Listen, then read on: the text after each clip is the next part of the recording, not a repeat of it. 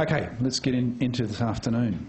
So finally, we get to the practical application of all the stuff I've been hearing this morning. And from a population perspective, it's probably the most important of how we're going to manage practice change to ensure we have continual and maintain food production in the world. So even though we've only got 3 speakers, the smallest session, I still see this is probably the most important session, because all that great work that's been done in the science needs to be moved into the field. Without this, all the work previously is not worth it. So I'm really looking forward to this session. So we've got 3 great speakers, 1 on weeds, 1 on invertebrates, and 1 on pathogens. So we're going to start off with the weeds and introduce you to Peter Newman. He's been under a bit of stress and he's been cloned a little bit.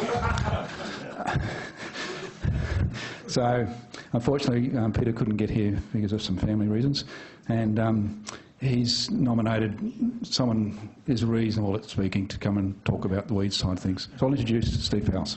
Thank you. Yes, Peter Newman, many of you know him. Now, about 18 months ago, Peter Newman ruptured his Achilles tendon. Now, anyone who knows, that's a very serious injury, and it occurred in a male, so it's really serious. And he was bedridden, and he and his wife got 2 young children, and I remember him, and so he couldn't do any work and had to be looked after and nursed by his wife and taken back to good health. And I remember him telling me that his wife had just been fantastic through all of this. Now, last weekend, I kid you not, his wife ruptured her Achilles tendon. And it is going to be interesting to see.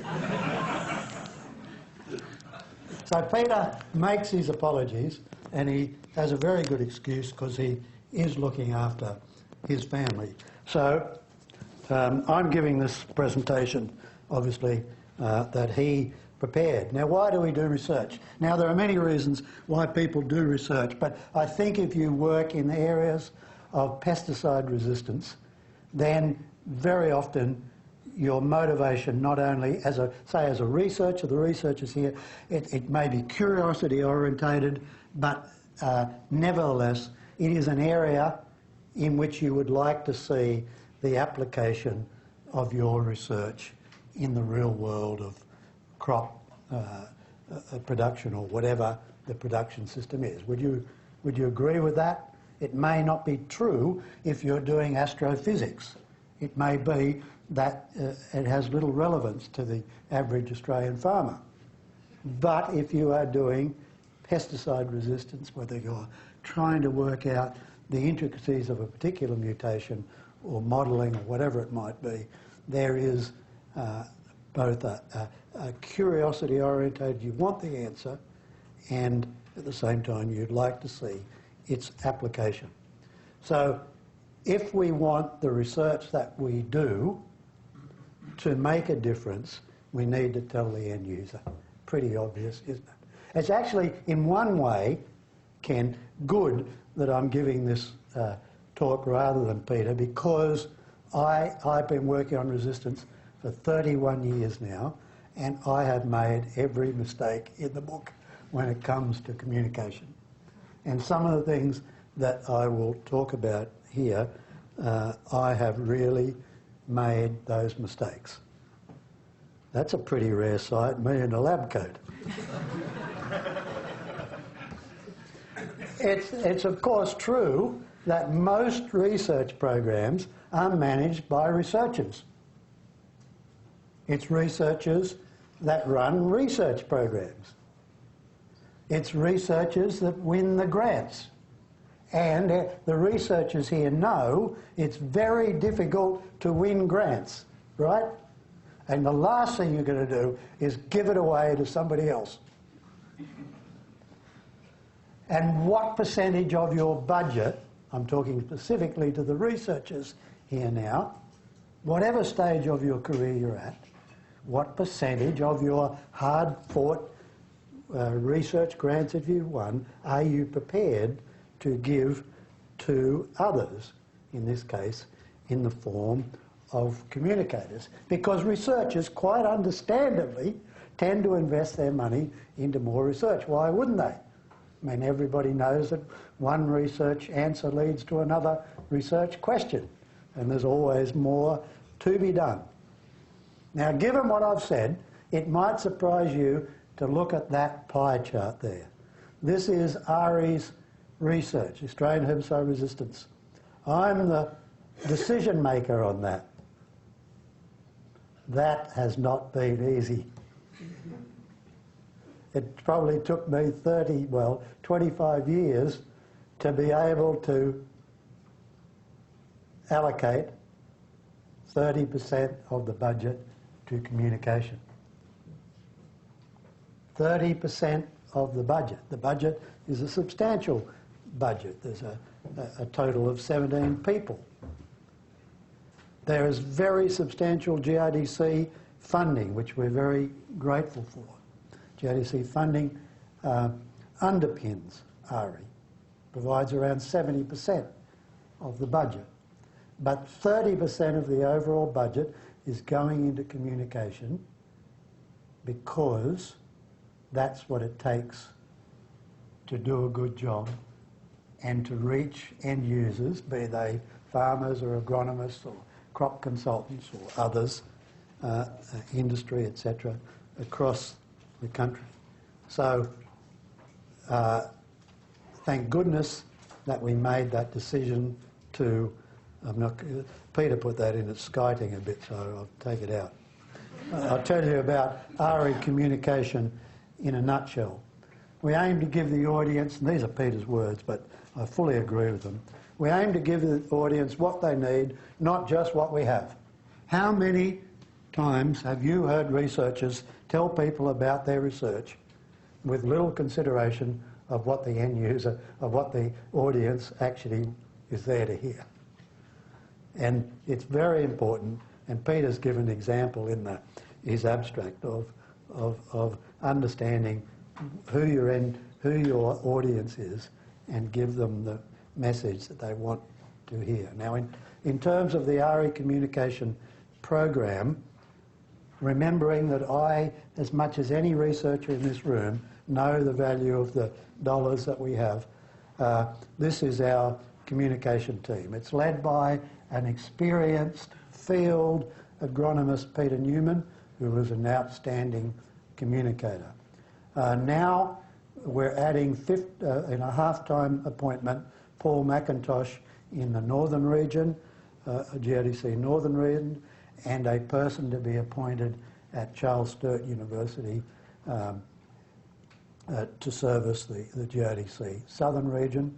Then Peter Newman, who is regionally based at Geraldton, Lisa Mayer and Brogan Mikulev at AARM in Perth. So again, out of a team of 17 people plus some part-time students, etc., we're going to have this team of people which is going to consume a very substantial part of the budget. Now, this slide, ladies and gentlemen, I cannot emphasise enough, and Michael Walsh referred to it earlier. Indeed, Michael, where's Michael?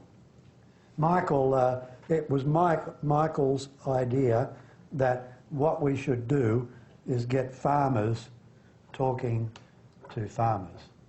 And those of you for whom you're wrestling with how do you get your messages to farmer audience, I just cannot emphasise enough to you the power of using farmers to talk to farmers. Farmers will listen to you, but they'll listen far more carefully to a good farmer who they respect. But that farmer must be a good communicator. So you can help those farmers. So what we have done is Michael has identified champion farmers. We call them our RE resistance champions. And we have helped them with their communication skills. They're already outstanding individuals who are already good communicators, but you can, of course, help them. And the individuals that are shown on that slide are farmers talking to other farmers. And Michael, and what Michael has done, and Peter and Brogan and Lisa, has facilitated these farmers, these in fact are Western Australian farmers, delivering workshops that Michael and Peter have organised and delivered around the country. And the fabulous adoption of Michael's work in harvest weed seed control is the result of the skills of the farmers, the good research that Michael, particularly Peter and others have done, and then these workshops, these RE workshops, in which the stars have not been RE staff, even though Michael, of course, has been one of the speakers and very effective. But Michael, I'm sure you'd be the first to say that the farmers are listening to these farmers very closely in those workshops. And you've in many cases facilitated that to occur. And I've spent 3/4 of the talk on this, Ken, because it really is so important. Now there's Michael with his hat on. I should wear one too. And you can see that Michael is close to these issues and can do all of this himself. And of course you've got to have the researchers and the data and you've got to present it. But wherever you can have farmers involved, so much the better in terms of effective communication. Of course you use all of the other mediums that exist.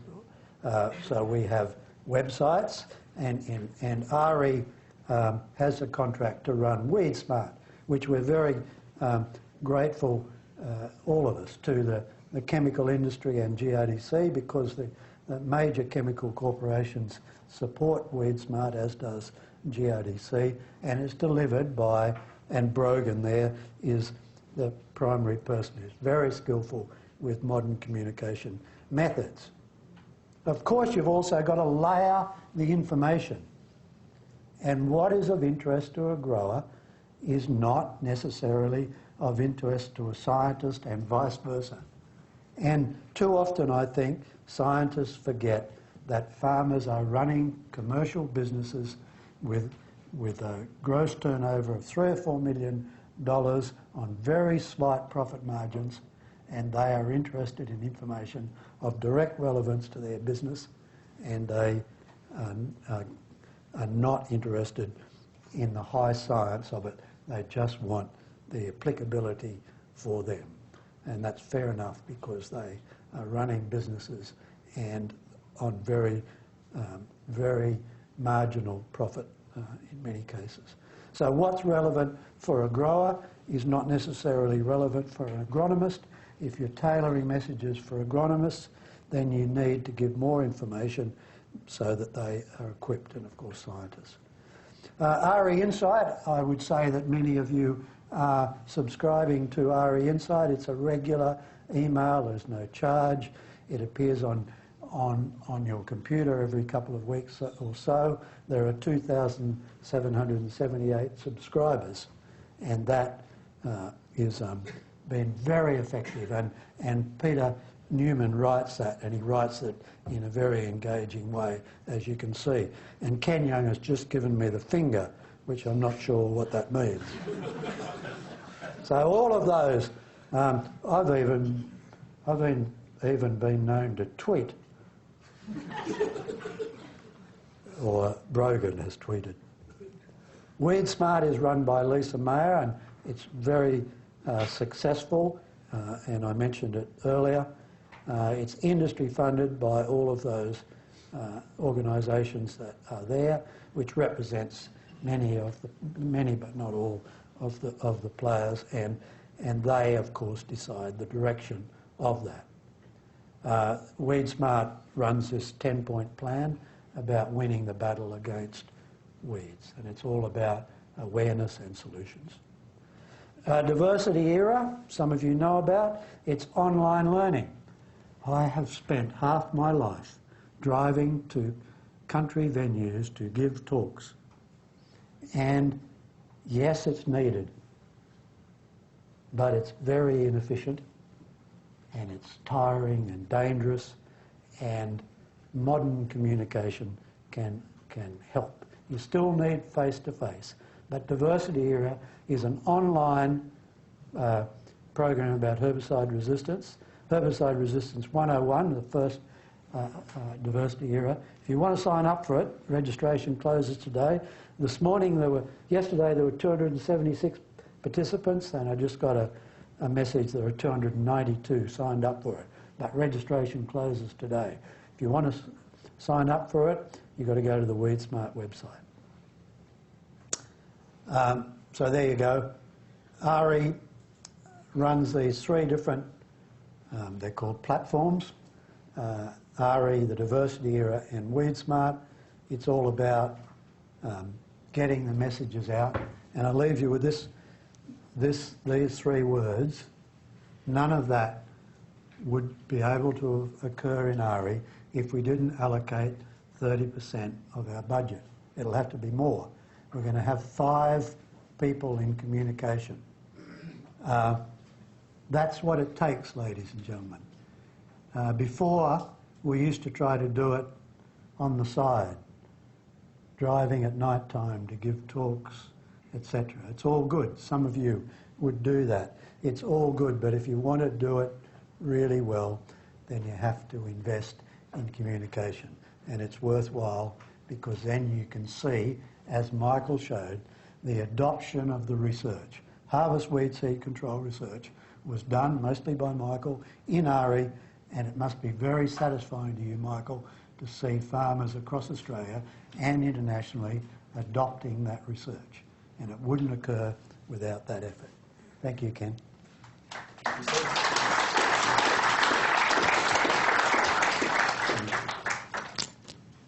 One quick question for Steve? No? Unbelievable. Okay. I have a question for Steve. Yes, Ari. Steve, what do you think you would do differently, looking back, in terms of communication, if you say go back 5 years? So in other words, what's the lesson here? Apart from saying, yes, I've got to spend more money, yes, I've got to have farmer champions as well. But what do you think is the big lesson that you've learned apart from that, in terms of what you might have done differently? So is it a case of investing in something else? What's missing? Well, I heard your question, but what I would have done differently is invest more in communication and invest more in champion farmers. So even though you're asking me what else I would do, I'll have to think about that. But even when I think about it, I think I would invest more in farmers training farmers, because we can help with that and help facilitate. Isn't that right, Michael? And then you could answer this better than me about what a great job they will do if we facilitate that opportunity. Yeah. Ari, I'm going to cut you off. We can leave it to later in the discussions.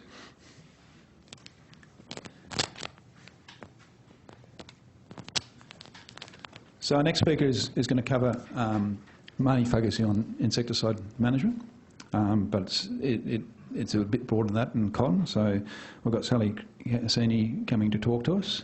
Now, cotton, in some ways, is really the envy of a lot of the other industries in resistance management.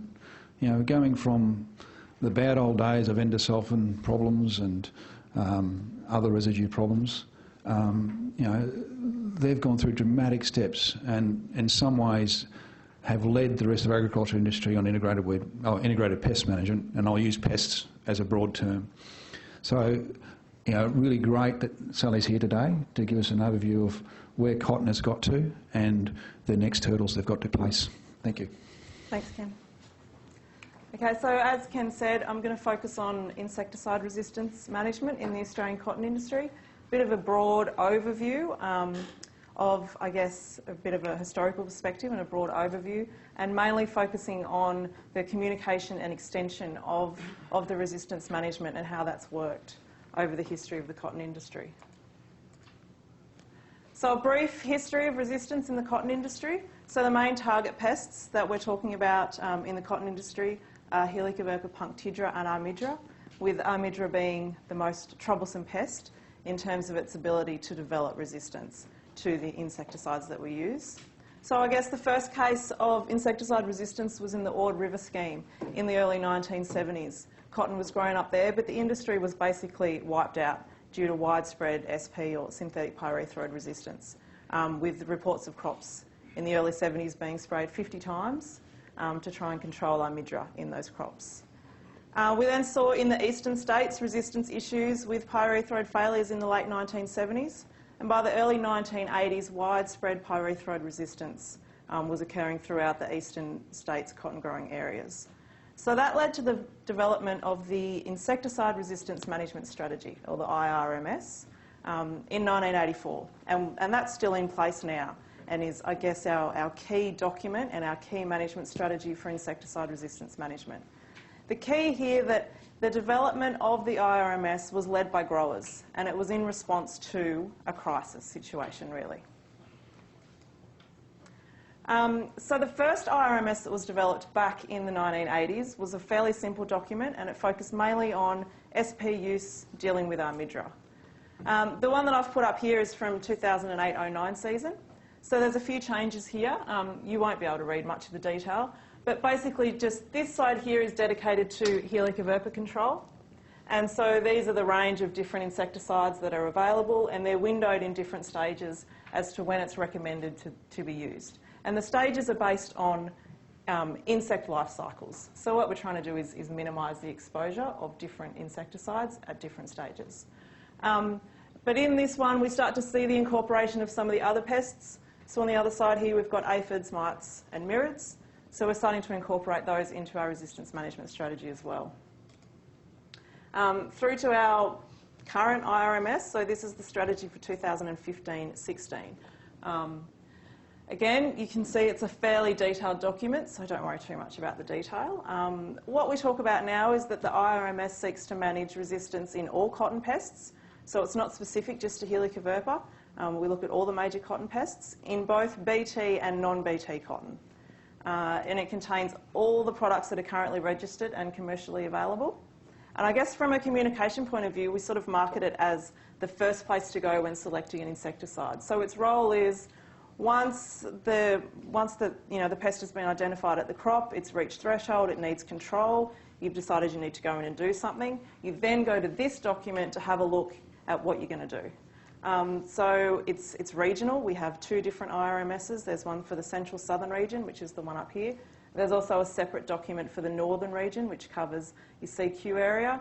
It doesn't look a whole lot different, but there are some subtle differences due to climatic changes. Again, it's broken up into stages. Selectivity is something that we've incorporated into the modern IRMS, I guess.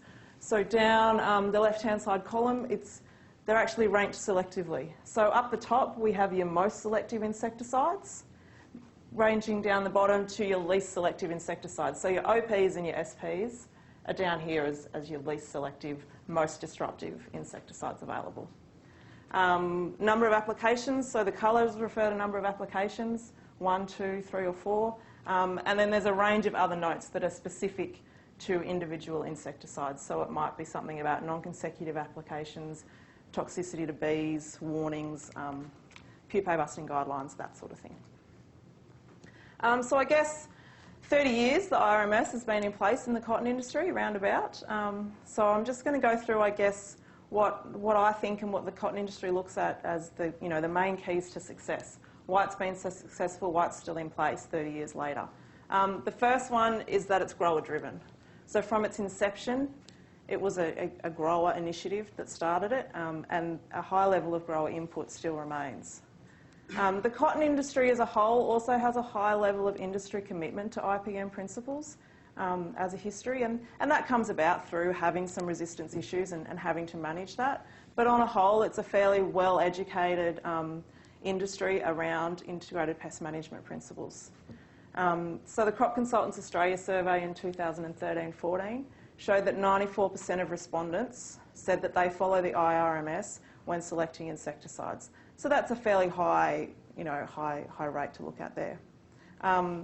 That's another key point as well, is that the cotton industry has a fairly high level of consultant and agronomist use. And from a communication point of view, that's a really key path for us to communicate some of these messages around resistance management and IPM. So the second one is that it's supported by really good research. So through CRDC industry funding involving a number of partnerships with other key research organisations, there's annual resistance monitoring programs that occur in the key pests to the key insecticide products. So Helicobacter, silverleaf whitefly, mites, aphids, and mirids. There's annual resistance monitoring that occurs to all of those pests, as well as a whole host of other IPM-type research that occurs that contributes to that resistance management monitoring data. So in this way, it's a really good tool to be able to identify any potential resistance issues and monitor them. And then that way we have the capacity to be able to change our resistance management strategy if potential issues are identified. So it has, the third reason why it's been so successful, I think, is because there's a well set up annual review system that occurs each year. So the TIMS committee, which is the Transgenic Insecticide Management Strategy Committee, part of Cotton Australia, is a grower group, a grower committee that's responsible for insecticide management strategies in the industry. Basically what happens, I won't go into too much detail, but there's an insecticide tech panel which is made up primarily of researchers who work in resistance management and IPM area. We get together once a year and review the monitoring data from the previous season, have a look at whether there's any potential issues that are being flagged, also have a look at any new products that are coming onto the market that might need to be placed into our resistance management strategy, and put together a draft. That draft goes out for industry consultation, so it goes out to the TIMS committee, it goes to the Crop Consultants Australia, it goes to Crop Life Australia, it goes to commercial companies, particularly if we're changing the window of one of their products, or if they've got a new product coming onto the market, and it goes out to the cotton grower associations.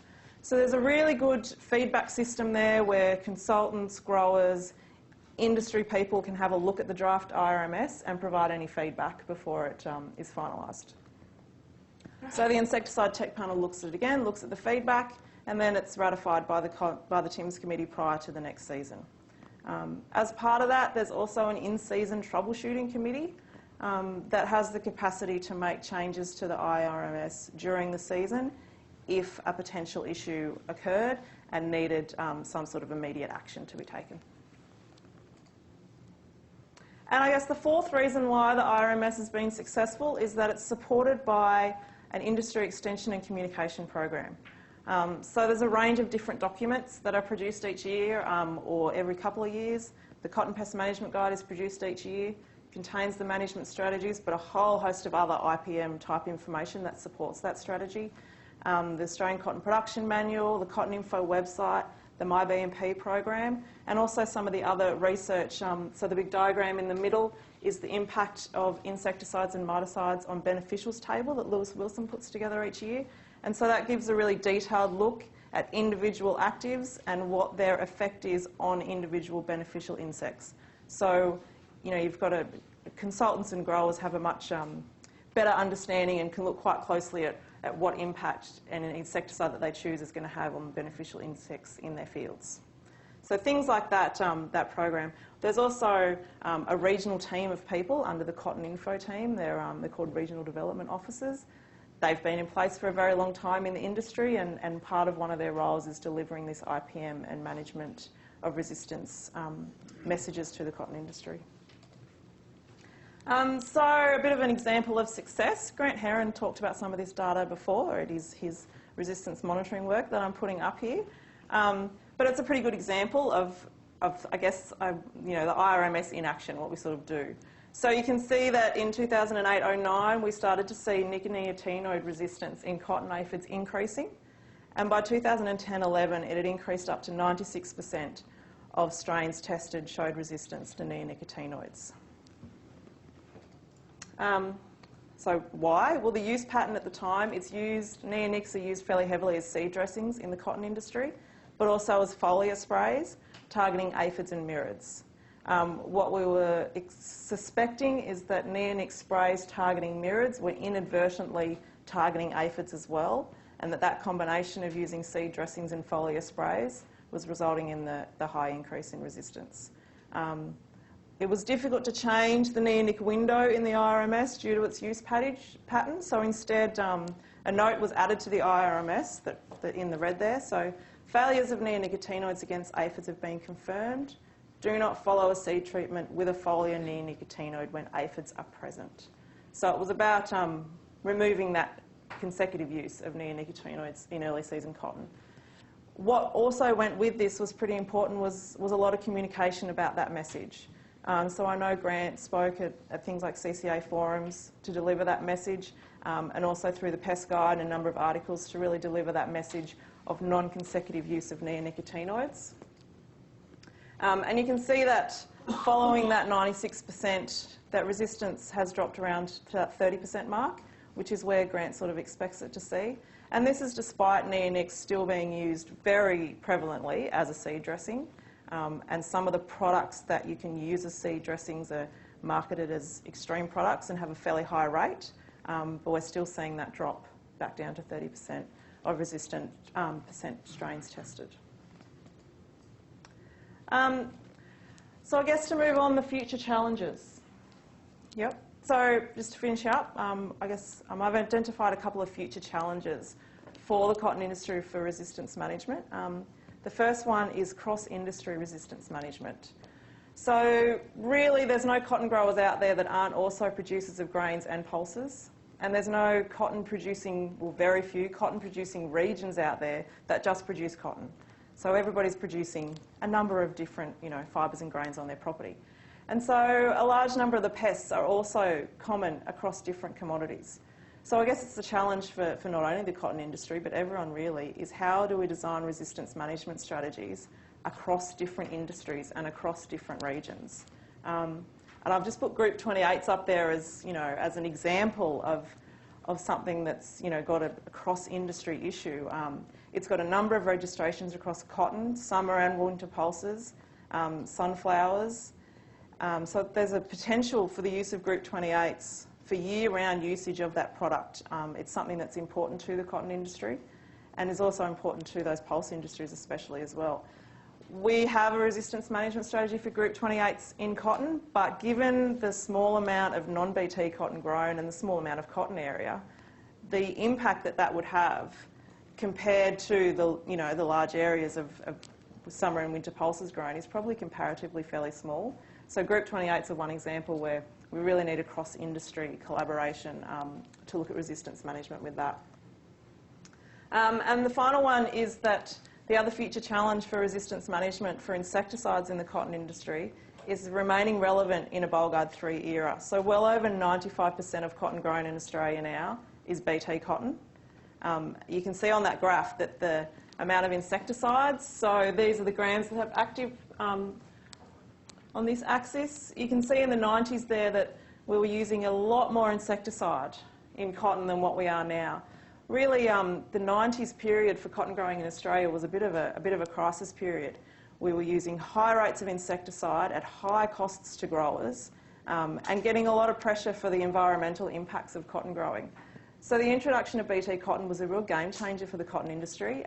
You can see that the introduction of BT cotton on the blue bar is Ingard and the green bar is Bollgard 2 that we grow now, has dramatically reduced the amount of insecticide that's being put on the crop.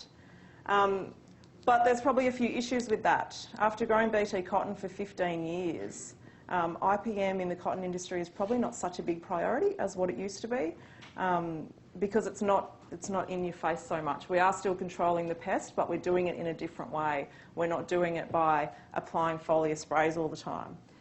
So there's some questions around whether we're losing some of that IPM knowledge around how to manage the pests, whether we have too much over-reliance on the BT products, And what would happen if there was resistance in the BT products?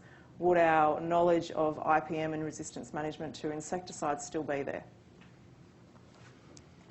Thanks. Again, one quick question, Sally. Hi, Sally. I was just looking at that last graph and looking at the conventional, that it dropped right down as well as the CBT. Yep. Do you think that's because there was a smaller area of cotton and therefore there was less pest pressure, or what's your explanation? Primarily, yes. Primarily a smaller area of cotton, of non-BT cotton being grown.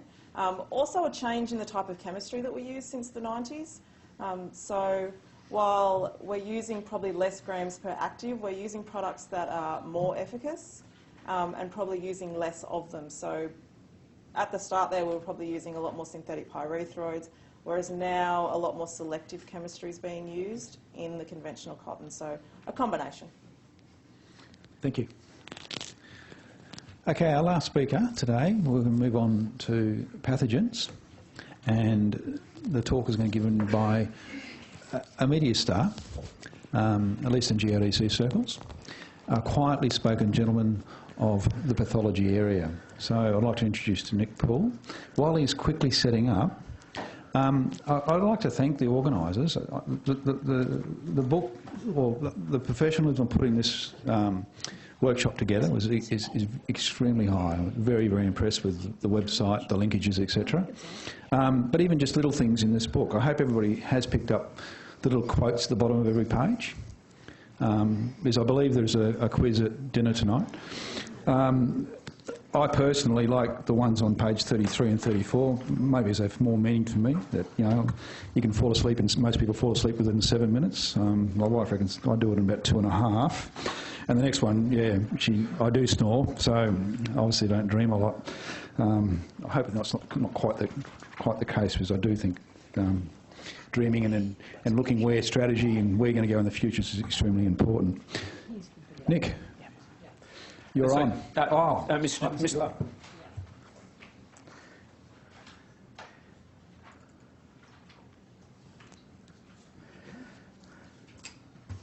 Over to Nick. Thank you very much, Mr. Chairman, and good afternoon, ladies and gentlemen.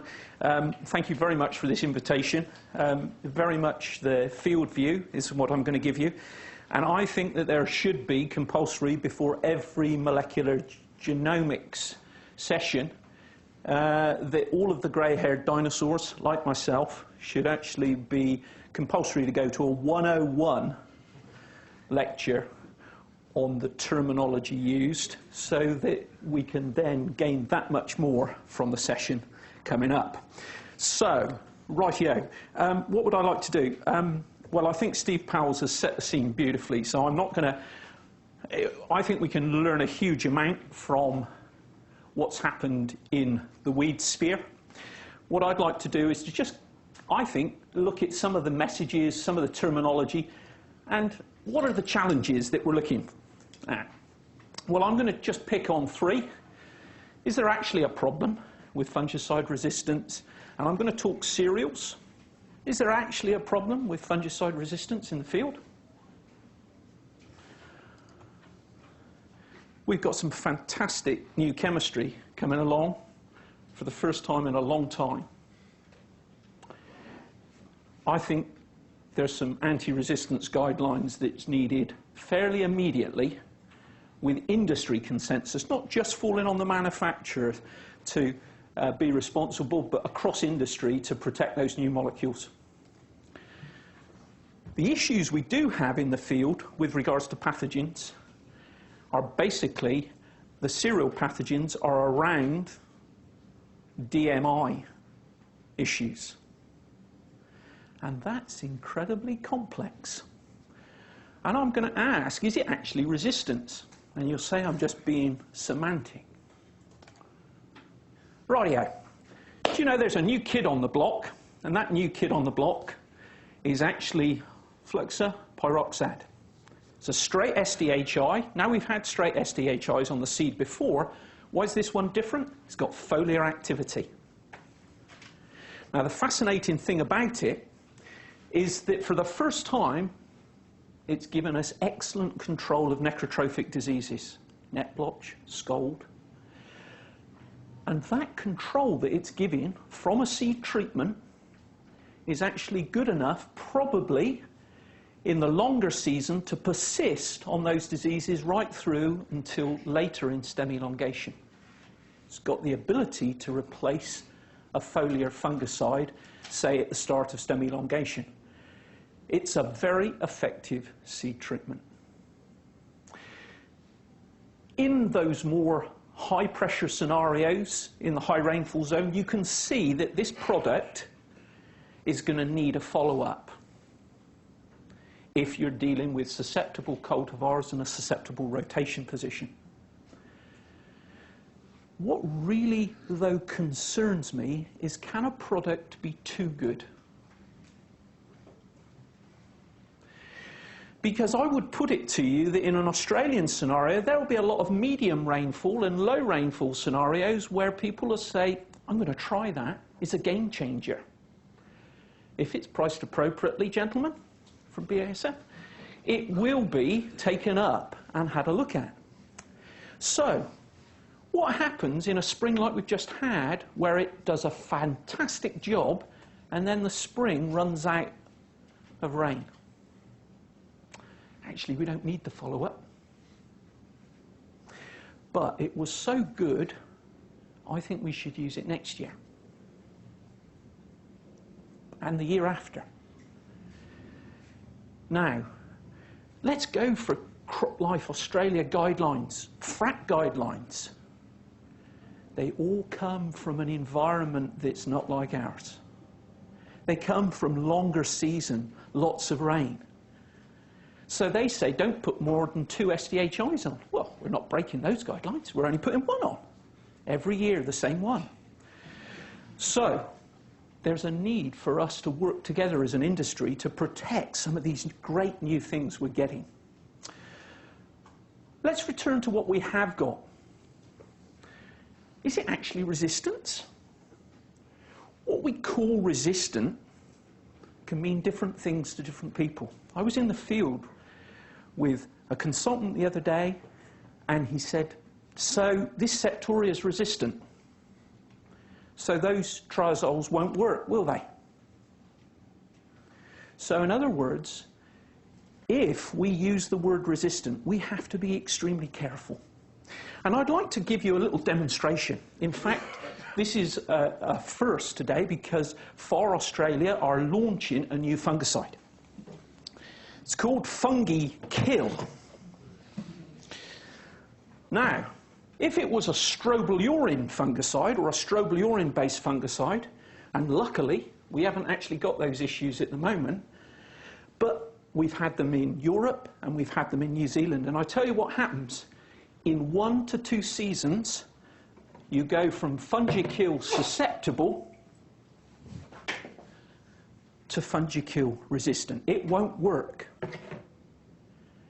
However, in Australia, we've got a much more complex, that's a single gene resistance mutation. We're looking at resistance mutations in CYP51 that are much more complex. In fact, if you read, Mr. Chairman, we're launching testiconazole. Now be careful how you say it. And the resistance here is far more complex. In fact, it moves very slowly. The question is, when's the grower and the advisor actually going to reach the line where he sees it and it becomes a relevant issue to him? We can talk about resistance factors, we can talk about EC50s in the lab, but we have to join them together, ladies and gentlemen. Otherwise, they won't be relevant to those practicing farmers. I want to give you an example. Not much data, and it's not mine, so there you are. Nick Poole never produces any good data. This is a FAR trial in New Zealand.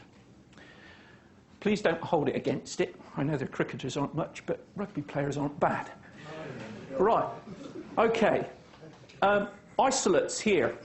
Mean of 10 isolates taken before any fungicides were applied. I can't stop shaking, I'm just nervous, okay? There's isolates then after 4 applications of opus to wheat and then 4 applications of prochloraz to the same wheat crop. These are then the isolates that were taken before and after when exposed in the lab to tebuconazole, or Follicure if you want to use a brand name, opus, epoxyconazole, prothioconazole and prochloraz. Broadly speaking, this is the category that we're interested in. This is the epoxyconazole. They've got resistance factors compared to the sensitive in around that 15 to 20 level. The EC50s give us some suspicion. Let's be careful how we use this information, because what the growers and advisors want to know is what happened in the trial. And that's what we've got to do better. We've got to stick the two together better. That's what happened in the trial. If you were the guy who, and of course we're only doing this for research purposes, nobody put 4 applications of straight opus on, and yes, the rates are much higher than in Australia. 4 1 litre doses. Okay, the top rate is 500 mils. What you can see is that actually, compared to the untreated here at nearly 30% infection, we've not done a bad job with epoxyconazole. But remember, we got a lot of suspicion out of those intermediate EC50s. Sure, the Prothio is better, but would the grower see these differences? It's about 80% control. The important point I'm trying to make there is that we have to be careful about how we use the terminology with regards to resistance. Is the resistance here the same as we might get with SDHIs? Heaven forbid we don't. Or the strobilurins, which is so clearly stepwise. This is something that's quite complex for us to have to actually get over to growers, so we have to be careful how we do it. So what can we actually promote? Well, broadly speaking, if we don't use fungicides, we don't get fungicide resistance. So if we can look, and it's come up time and time again, if we can look at minimising the number of applications, particularly when we're using the same mode of action, that's going to help. And that's why that one with fluxaperoxide really interests me, because you could say, well, you are minimising it, you're only using it once, but it's so good you use it again and again. I think that it's difficult in an Australian sense to say to a grower, you've got to mix 2 full rates of azole and strobilurin together at the start of stem elongation, when the leaves aren't perhaps worth as much to that grower. But there's no doubt that we need to look at guidelines that talk about the benefits of mixing 2 modes of action. And although there's some evidence in some parts of the world about alternation of triazoles and some small benefits there, we're still dealing with triazoles. And I think that there's a limit to how much we can play that card. But this is a message that needs to be clear on farm, because there's no end of growers and advisors who are confused about it. And we as an industry body of researchers and industry representatives can actually put that together. I don't think that there's much of a case for talking about fungicide rate as an anti-resistance guideline. Increased fungicide rate is clearly desirable if we want to better control a disease. It's efficacy driven. But I think that when you're there on farm, be careful of how that's talked up in terms of the effective rate as an anti-resistance measure, because it's alive and well on farm, and I think it's something that there's been enough science presented today just to be able to say that's not really the case. So in concluding, Mr. Chairman, I think whatever we talk about our industry and the guidelines that we come up with, I think they need to be economically relevant. We far too often forget that. And it may be that the best way for us to achieve extension is, as Steve says, to actually get those growers who've been faced with the issue in WA and bring them to the eastern states. Because I started off by saying, do we have a problem? The answer is clearly we do in the west. But the level of awareness in the east is much, much lower. And I think that we can actually use that to help us over these next couple of years. I think these new fungicides we're getting are possibly even more vulnerable and a more urgent case for guidelines than actually those issues that we currently have in the DMIs. So, minimise the number of applications using an IDM principles, and we won't go into all of those now. Mixtures of two different modes of action. And I think, let's come clean, rate is an efficacy message, not a resistance message.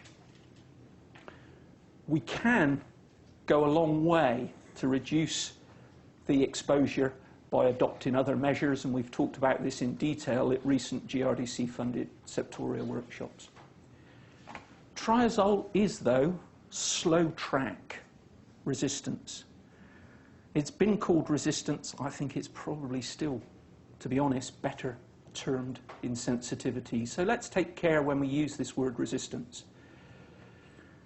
And the last one that I've encountered 3 times this winter, there's no point us worrying about fungicide resistance, because if I do something and my neighbour doesn't, it just blows over the fence.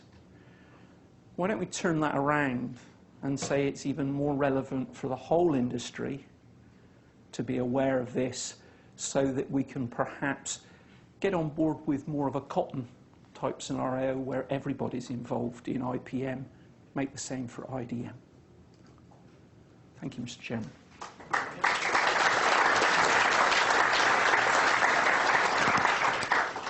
Questions for Nick?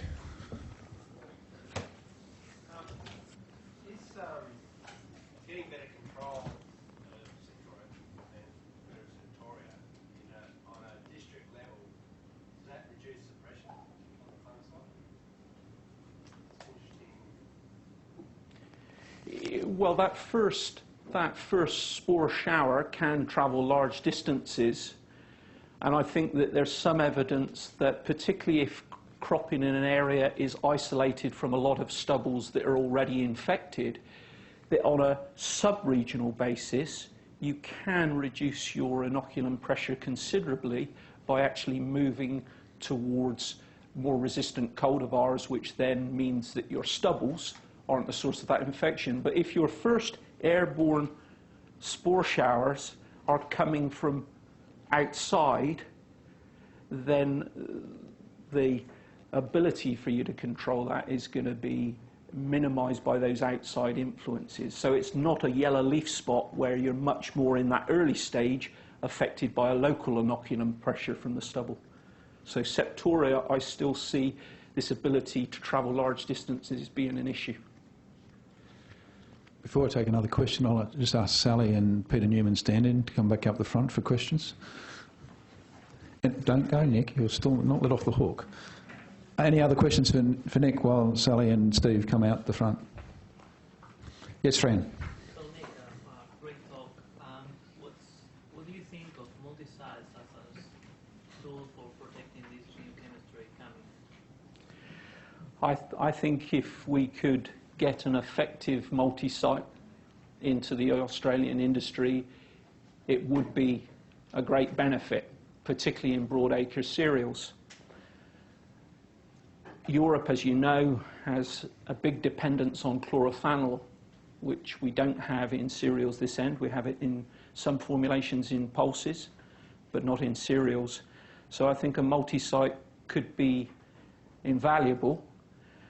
Although when you look at the resistance development in Europe, it doesn't always show that plus and minus chlorophenol effect to the same extent as you might think it would. But I think it's got to be desirable, Fran. Yeah.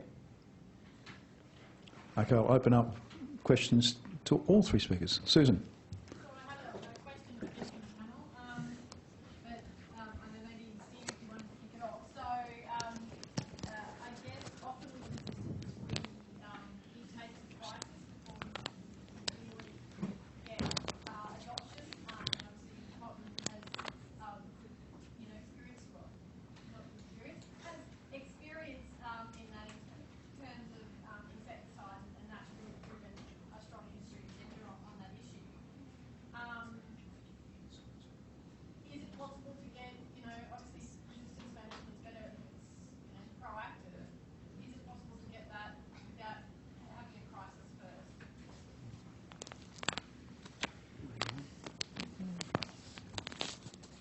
I'll have a go and then I'll pass it on to the others. I guess it is possible to have a preemptive system. The cotton BT story is probably an example of that. We've been growing BT for 15 years now, gone to a 2-gene product now.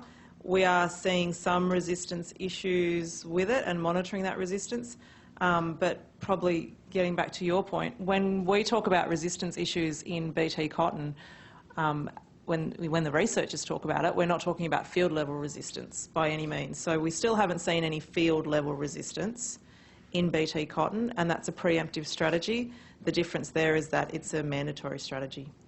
So I think that's the key on that one. No, it's a good point you make. There's nothing like a nice little crisis to make everybody sit up and listen. And I honestly couldn't say to you that farmers willingly adopted the practices that they have to minimise resistance evolution. But having gone through a crisis, they're certainly much more prepared to do so the second time around. And that's been the experience, I think, in Australia for herbicide resistance, and is the unfolding situation in the United States, Brazil and Argentina, where they never had such a crisis and they're having it now, and they will then be more receptive next time. It would be nice to be able to say to you that it could be accomplished, but in the end it still comes down to communication and pointing out that if you can do something to keep that new fungicide working, or that new antibiotic in human health or anything else, then we have to do that. Because if we don't warn about these things, well, who will? But at the same time, the recognition that without having gone through the crisis of herbicide-resistant weeds, the farmers were using herbicides in an unsustainable way. Gary.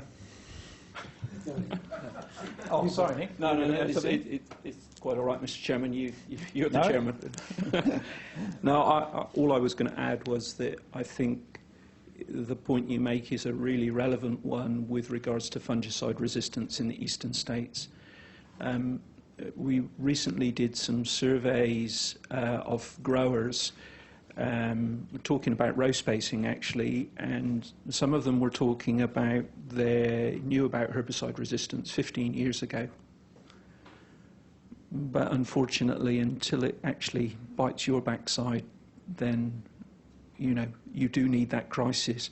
I think the only thing that we can do to sort of raise the awareness as regards, say, the fungicide issues, is to actually, again, link it back to the growers who've had problems in the West, and perhaps use those to say, well, this is what it meant for my farming system.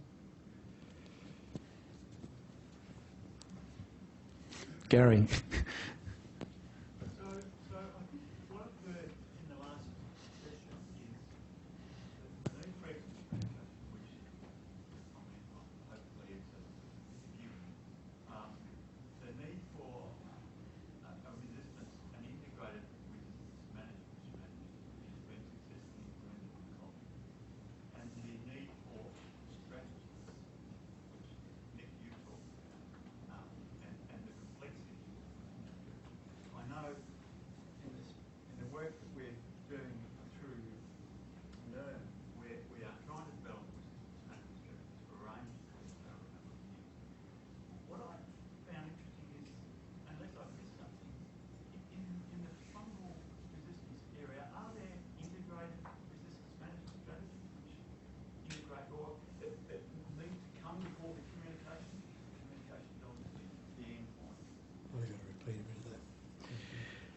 Yeah, I think if I've got you right, you're actually asking with regards to disease management, are there integrated disease management strategies already there before we even think about resistance? Is that correct? Well, yes. But also, I mean, the issue is that it's very difficult to communicate a very complex issue. Sure. And so, and I think what I hear from Sally is that they've reduced as much as possible a very complex story into a relatively simple strategy. Yep. And is that something you guys have done or are able to do? I think that the frameworks for simple integrated disease management strategies are there. There may be small differences between specific diseases, but the basic framework is there and has been advocated. You only have to think of, say, the Rust-Bust program as an example, which is talking about pulling all of the cultural levers that you can pull to control that disease other than a fungicide. It's not specifically a resistance integrated disease management strategy or one that takes account of resistance, because we don't have resistance issues, touch wood, at this moment in time in the cereal rust pathogens. So I think that those using all the levers, if I can call it that, cultivar, cultural, are already out there. It's just trying to actually recognise that when you're talking to growers, for example, I've heard for 15 years now in my tenure in Australia, grower-resistant variety. But in fairness, the message isn't quite as simple as that, because growers grow, you've only got to look at South Australia, and they're growing a very susceptible stripe rust variety. Why? Because actually it's resistant, or has been, to everything else other than stripe rust, and they can easily control stripe rust as part of an integrated disease management package. So we've got those messages out there, we've tried to make them simple, and the nature sometimes is that they're a little bit more complex.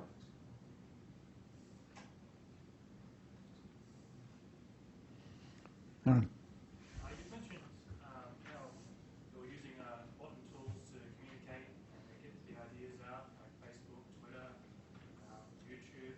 I was just curious whether one particular tool was better for a particular audience, or it's just you have to hedge your bets and use all of them and hope the message gets out. Yes, that's a good question. There's definitely some layering there. So if you want to get a message to me, then Twitter's probably not a good medium. But if you want to get it to my son or daughters, then it's a good medium.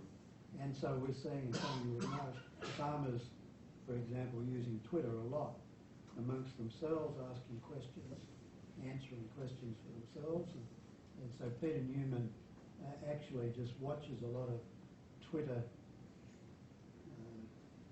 tweets and intervenes and adds to it.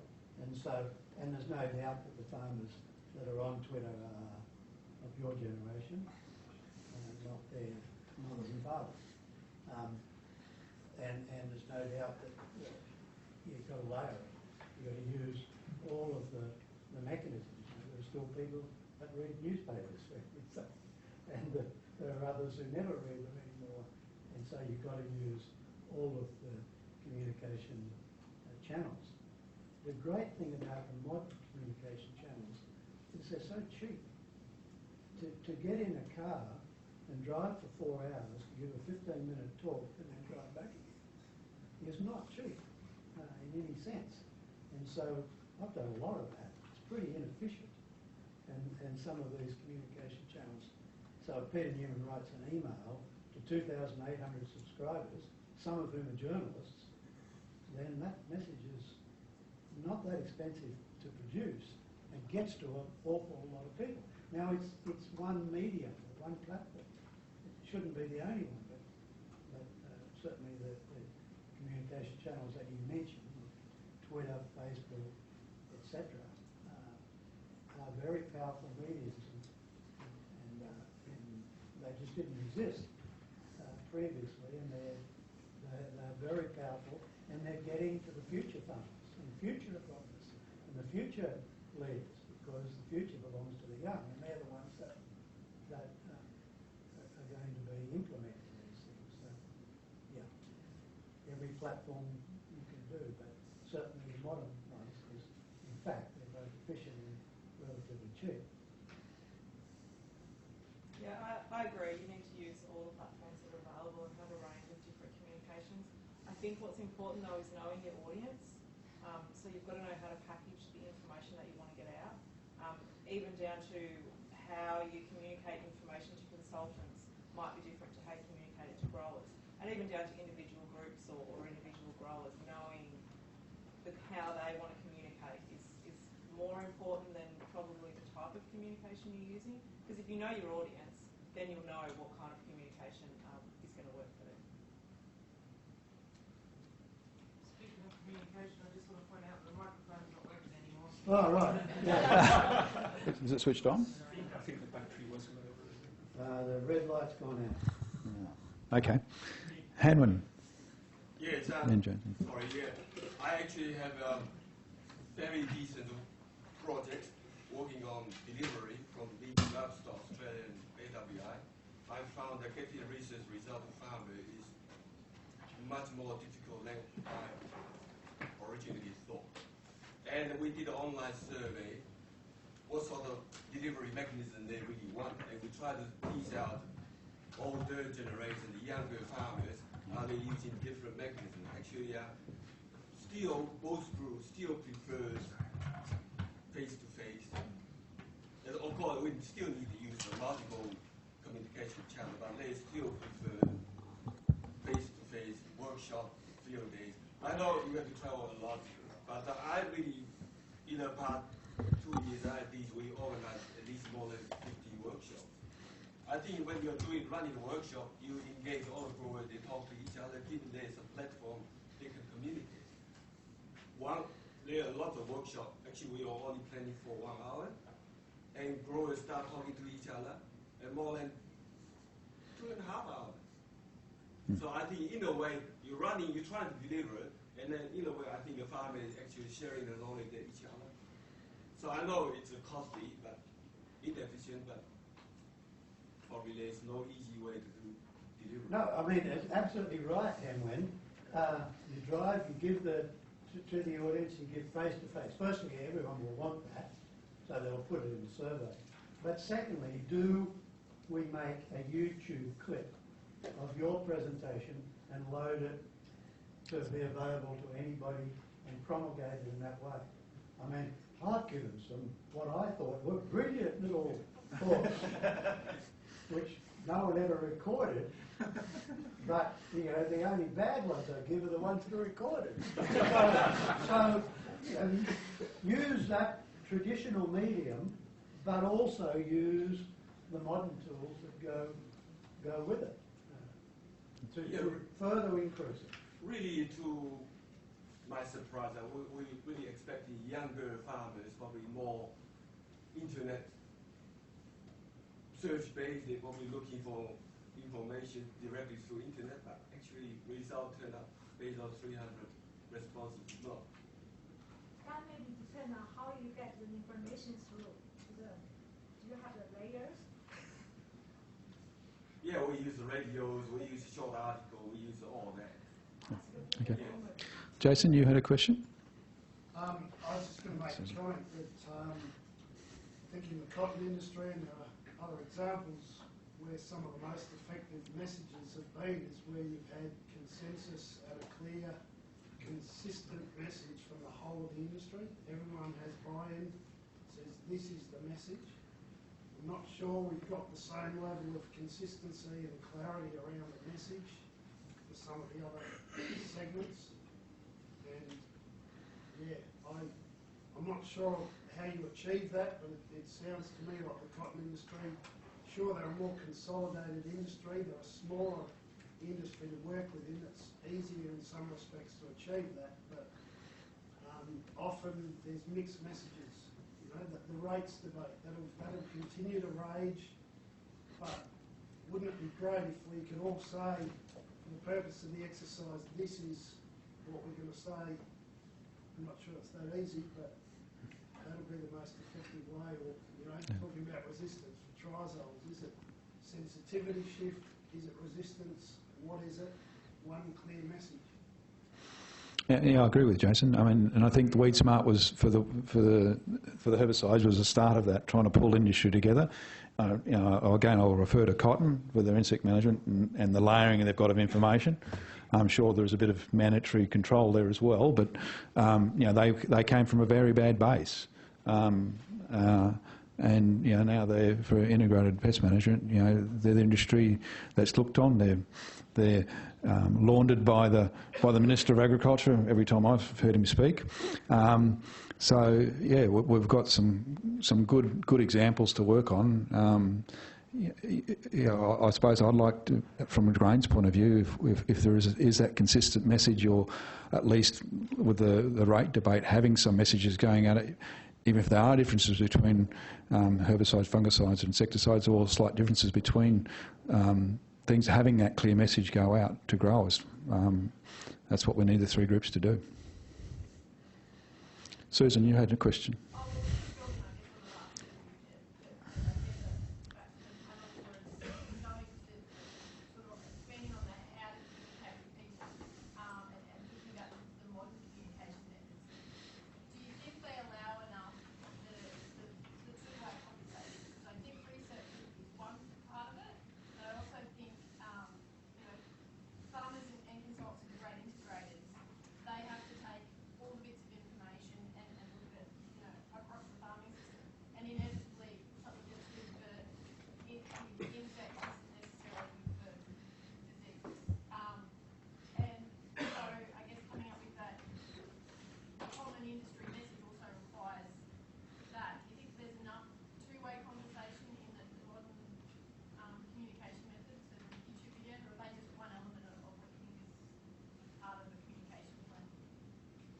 I think it's one element. The thing that I've found most fascinating is to see the use of Twitter by peers, so farmers with other farmers, which Peter Newman monitors in our areas of interest, and that's a two-way communication amongst them. Yes, you just got to use more than one channel. But there's no doubt that just the ability. I've got a farmer in the UK who keeps sending me emails because he keeps seeing things which are troubling in cyberspeed, and the geographic boundaries which prevail, and even the time zone barriers are not nearly what they used to be. So. Paul. I guess, Steve, just following on from what Susan said, I guess it's also perhaps for you, Nick. I mean, one of the things that Susan touched on there was we often, and we're all guilty of this, including AARM, we talk about our own disciplines in our communications. And I guess Susan touched on the fact that, I guess agronomist consultants are not dealing with just weeds or diseases or insects, or in fact, only those crop protection issues. I think one of the things we are guilty of is when we're running workshops where we're rolling out IFM messages or IWM messages. I mean, what's your thoughts on going forwards, how we might be able to address that? Well, I was going to... it's definitely a conundrum that I relate to. We do tend to operate in silos because that's, our technical expertise grows in those silos. But you could actually make the argument that this kind of forum, is the forum that actually means that we're much more aware of each other's issues and what we can learn from the different sectors. So perhaps some of that theory could run more purposefully through a resistance program that Fran's leading, program 9 in fungal pathogens. Perhaps that there's some extension outputs that actually put these guys on the same platform so that they hear back on exactly those issues. For example, ever since I've been involved with farmers now and farmer-funded sort of applied research for 30, 40 years, and all of the time it's all compromise. You know, like I say, well, you need to apply it on F-2. He says, well, actually, I want to put that herbicide in the tank at the same time. And we don't spend enough time actually appreciating the farm logistics of all of those other needs, you know, with regards to the technical expertise of insecticides, you know, herbicides, fungicides. So I think you can build off of meetings like this by building relationships and theming some of the extension that you do that covers more than one discipline. Yeah, one of the drivers for these meetings was to put people in the same room who are never in the same room. Of course, the chemical industry individuals here are used to integrating across all of this whole area. The agronomists and other advisors that are here are used to integrating. It's the researchers that may not be used to integrating. As you said, the farmers are used to integrating. So us researchers need to get a bit better at it. But agronomists are very good. They have to do it across it. The chemical industry personnel rarely have the privilege, do you, of being able to focus only on one. You've got to integrate across But it. at the same time, we integrate from an agronomy perspective, but farming is far wider than even that. You know, the economics and all the other parameters that they're dealing with, machinery, you know, weather, everything else that is not necessarily agronomic. And you can't, I think we often forget how complex it is for farmers to manage that whole farming system. Well, the way farmers manage it, and I've got some farm managers you know, is you keep it as simple as possible. Now that doesn't mean, right, I see David nodding his head behind it, that doesn't mean that you go out and use the same herbicide or fungicide or insecticide 20 times a year, but there is such complexity, you boil it down to how to keep it as simple as possible, right David? That's correct.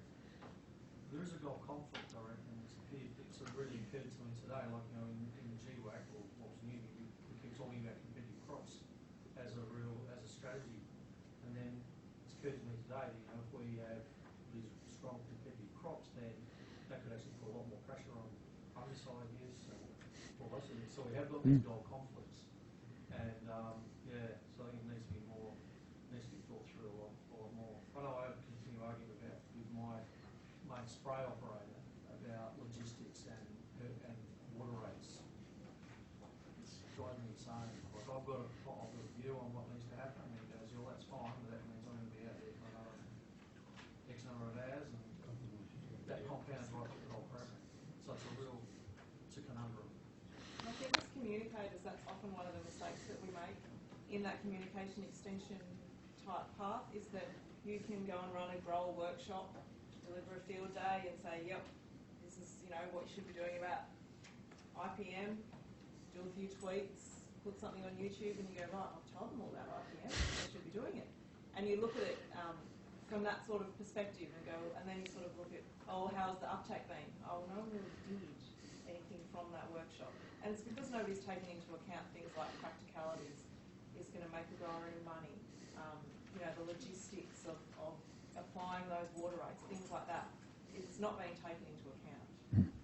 I'm going to have to wrap up this session. We've already taken a bit of the final session's time. So I'd like to everybody put their hands together and thank my three presenters. And thanks for your interaction. You're still there, aren't you? No, Ari's taking over. Thanks, Ken. That's a great session. So this sort of brings us to the end of the day, and what we want to do is sort of go through providing a bit of a summary, I guess, of the points that have been raised during the day. So the first thing I'll do is call upon the chairs of each session just to talk for a few minutes about what they thought the main points were that came out of their particular section. So, Barbara, perhaps you can start.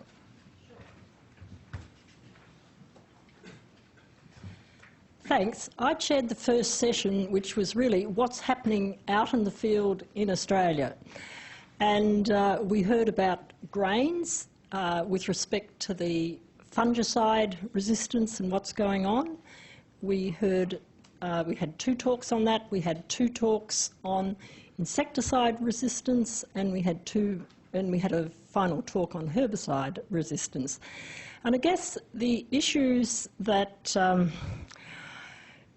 came across to me, and I mentioned them briefly, we didn't go into a discussion at that particular time, were perhaps, you know, how do we measure agrichemical resistance or tolerance?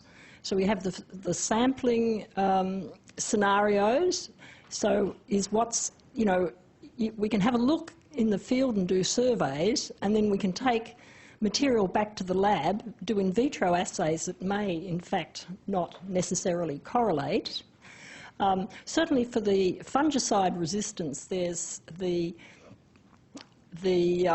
recommendation to have these baseline sensitivities to particular chemistries, but that can prove to be very, very hard to get standards. Maybe we can discuss that a bit further.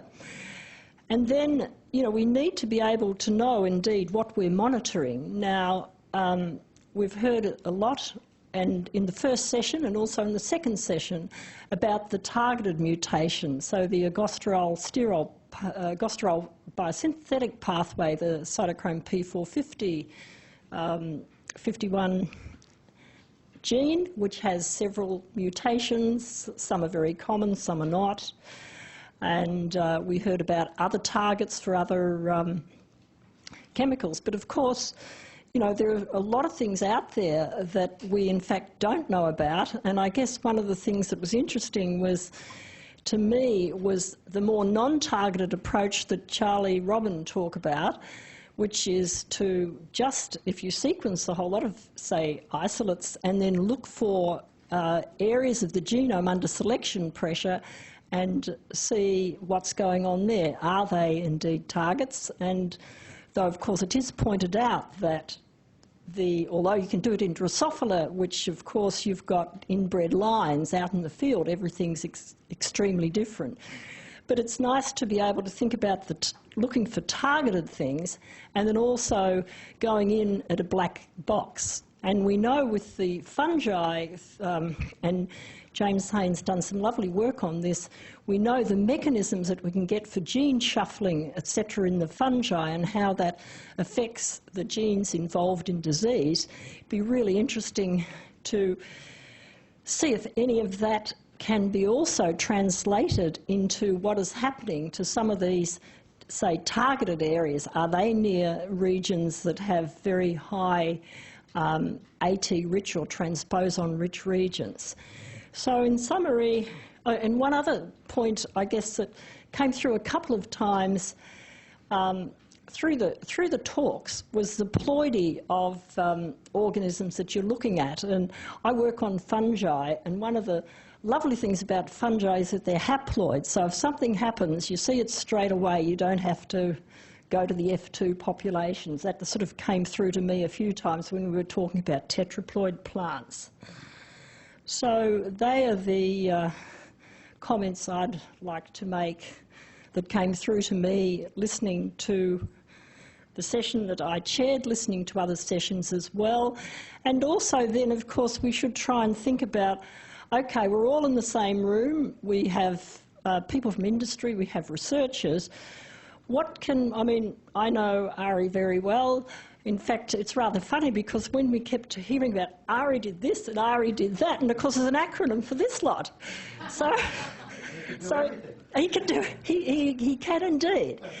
So, you know, what do we have in common?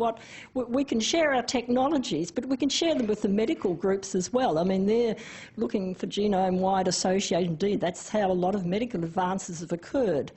So I think that's a challenge for us to think about, you know, what our target genes are going to be different, but the grower's got to deal with all of this. The industry's got to deal with all of this. So, you know, it would be good to get some insights on how people feel we could look at that. Thanks. Thanks very much, Barbara. So Barbara's really sort of, I guess, challenging us to put session 1 together with session 2 in a sense, and think about those mechanisms in a much broader way. So the second session was chaired by Steve, and Steve's no doubt got some opinions about where we should go with mechanisms in particular, and communication, of course. Thank you, Professor Hoffman. I'm not calling you Ari anymore. Can't have you taking credit for the Australian Herbicide Resistance Initiative work.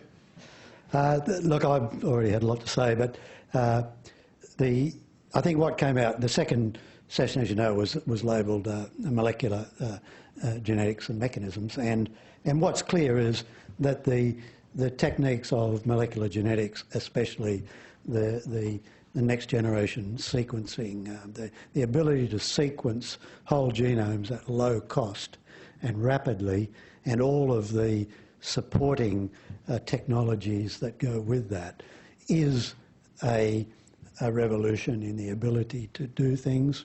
It's being applied, as the individuals who gave the presentations pointed out, that we're able to do things that were just simply not possible 3 years ago and almost unimaginable 20 years ago. With that comes the responsibility to keep that information relevant and focused and translatable and understandable, and it's not always understandable to a wider audience. And as I hinted at earlier, don't lose the biochemistry in the molecular genetics, because in the end it's the biochemistry which drives these things, and not all of the answers will come from molecular genetics, and that's why I'm a little concerned about relying on molecular diagnostics. If a mutation has been observed somewhere in the world, then you can instantly look for it in your population from some part of Australia where it's evolved resistance. But if you don't find that mutation, it does not mean that you're dealing with a susceptible individual. It is that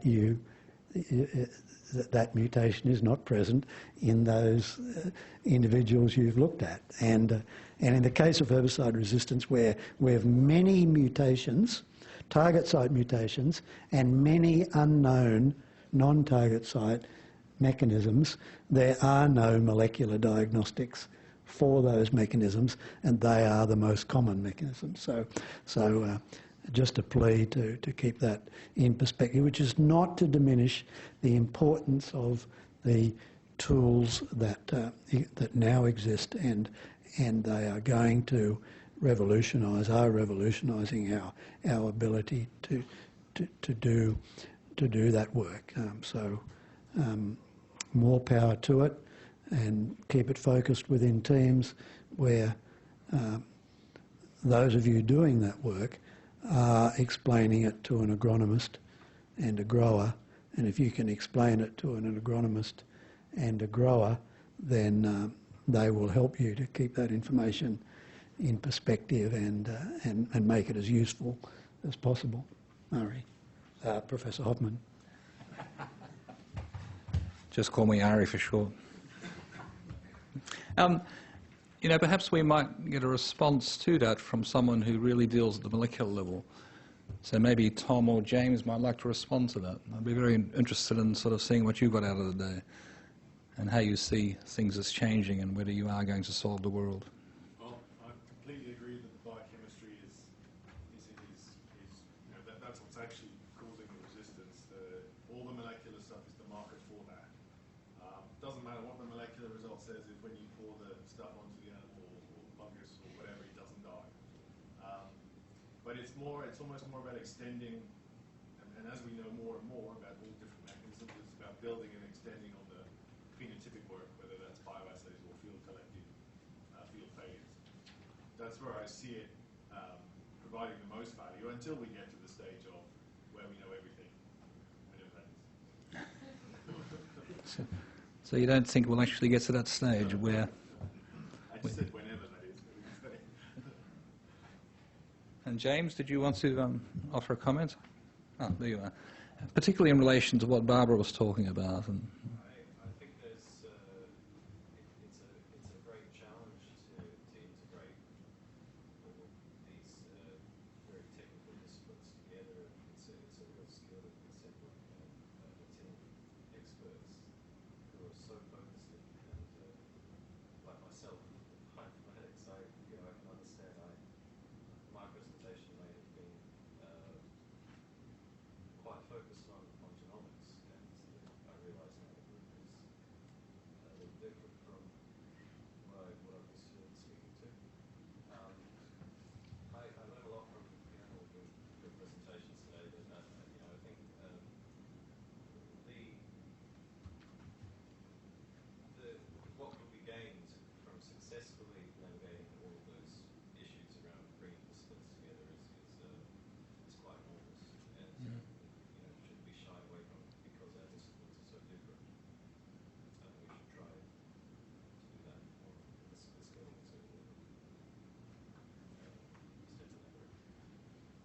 Okay. Perhaps, Mahima, would you like to? We've got a couple of other people that talked about genomics. Any other comments? Owen.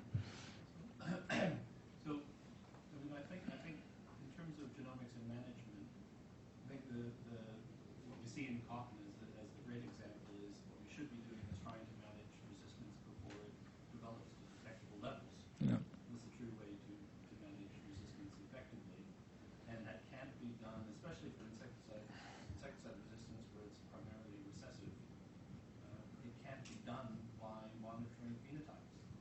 So the huge, and it can't be done at extremely low frequencies with viruses. You cannot bioassay 10,000 individuals from each population. So to me, the huge advance that we can get from genomics is it enables us to actually do that screening of resistance in a preventative way to be able to manage resistance before it develops. Yeah. So rapid screening. And I guess particularly when you think about the phosphine resistance example, which I think was a really interesting one, where you basically had the same two genes across the entire Coleoptera, which is pretty impressive, I think. And again, I don't know if David or Paul want to make a comment on that. I mean, you seem to have a much nicer system than other people have. So. What Owen says is exactly true for our situation.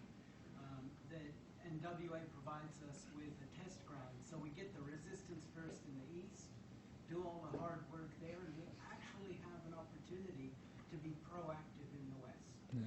And so that's what we're doing. I just can't get past the statement that it happens first in the east.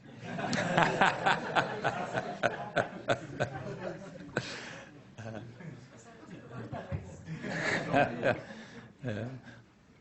Of course, we can retaliate when we think about red-legged earth mites, which certainly started in the west, and hopefully will never get to the east. Does anyone else have any comment on this sort of molecular approach versus phenotypic approach?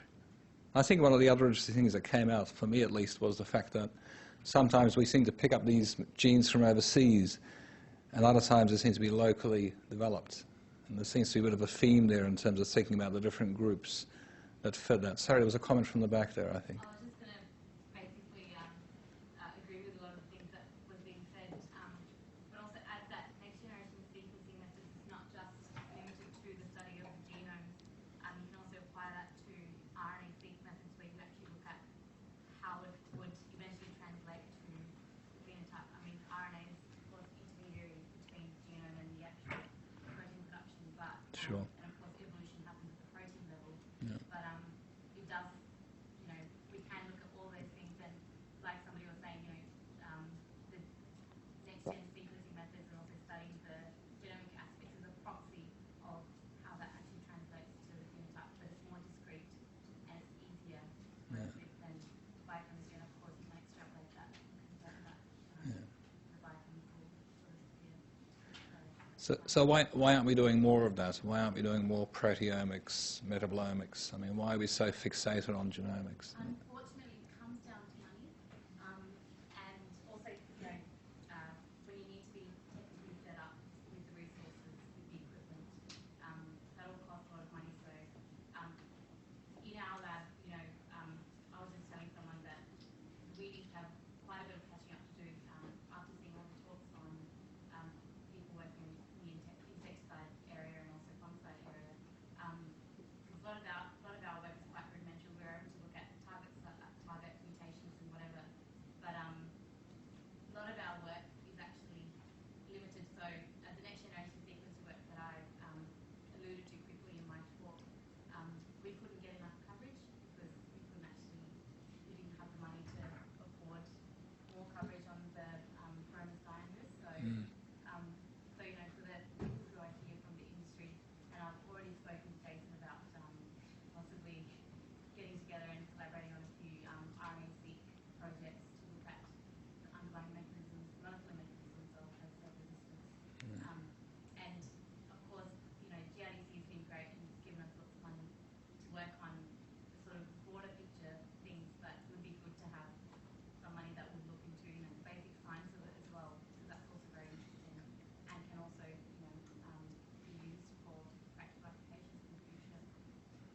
Yes, but how do you sell it to a grower? I've actually found, when I was doing my PhD was in a completely different area. I was looking at genetically modifying cereals to tolerate sodium in the soil. And I spoke to a lot of farmers who are actually pro-funding those sort of projects. So I think the growers are actually quite open to the sort of work and the research that's being done, even at a basic science level, because they understand that this is going to benefit them later on in the future. So they're actually a lot more open-minded than some of the funding agencies, I'm sorry to say. So yeah, I mean, we could actually have a lot more influence if the growers are more vocal about the importance of this sort of research. And they do see that it is very important, so it doesn't take much convincing. I'm not quite sure if Ken wants to respond to that, but Barbara. Yes, I'd like to agree with those points. And I guess to put in a plug for the science, we have to understand, when we're setting up a system, we have to understand the biology of what we're looking at. We have to understand what's going on with respect to the mechanisms. It's basically, if we're not doing the research at a range of levels, the discovery-based research, the field-based research, the communications that we're going to get out to the growers is perhaps not going to be correct. And I guess I disagree with Steve on that issue of the grower just wants to know. Most growers I've dealt with, and I've done a GRDC panel for 7 years, are very interested in the blue sky stuff. They may not understand it, but they do appreciate that it's a background to what comes on later. So there's got to be a balance for all of us. And of course, we all should appreciate each other in terms of our perspectives. That's a plug. Okay. Does anyone want to comment on that? Yeah. Jane.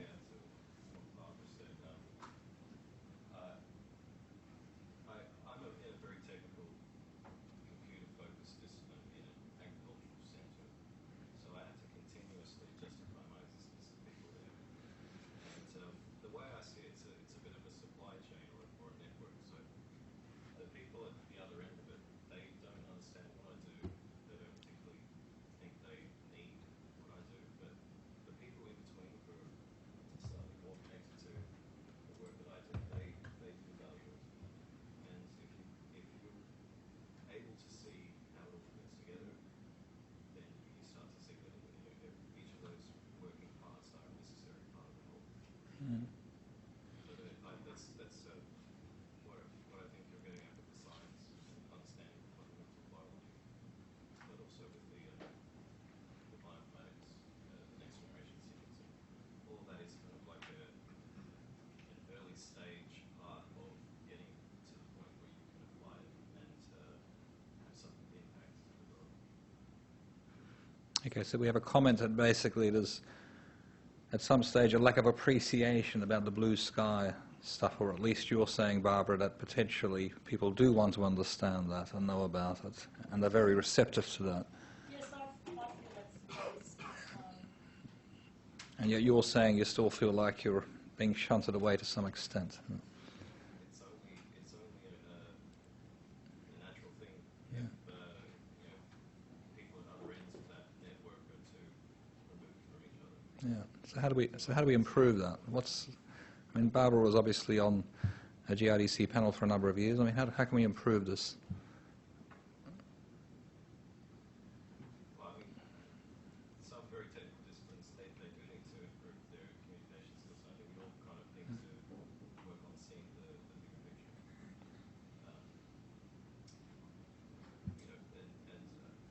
What has been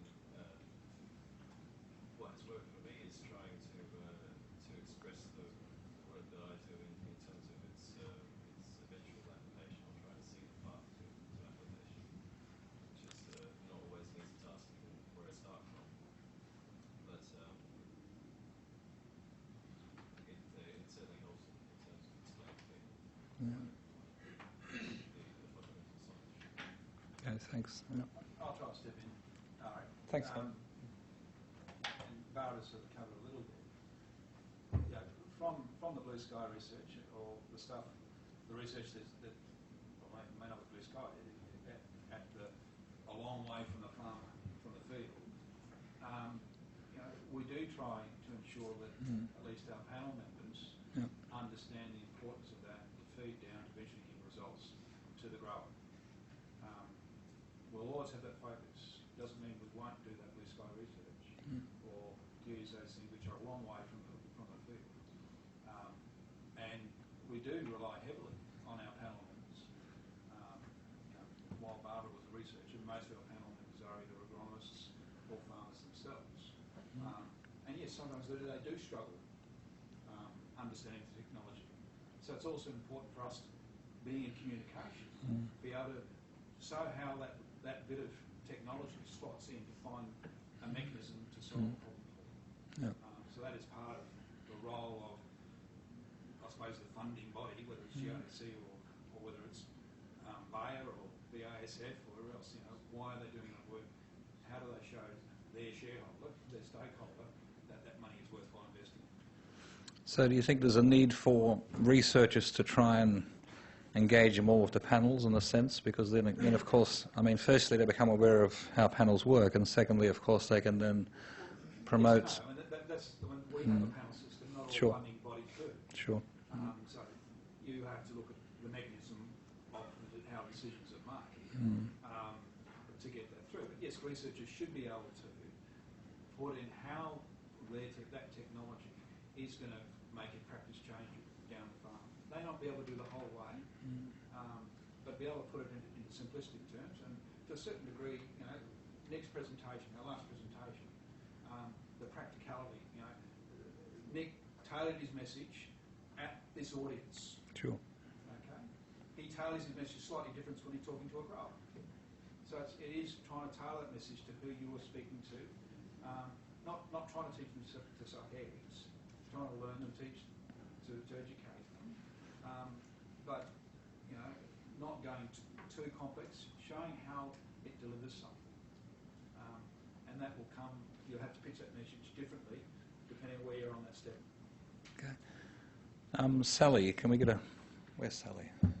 Can we get an opinion from cotton? Do you think cotton does it better? Do you think there's a better connection between researchers and the funding agency and cotton compared to, I mean, is there a difference there? I'm going to throw to Susan, who's with CRDC. Sorry. I'm going to throw to her for that one. Yep.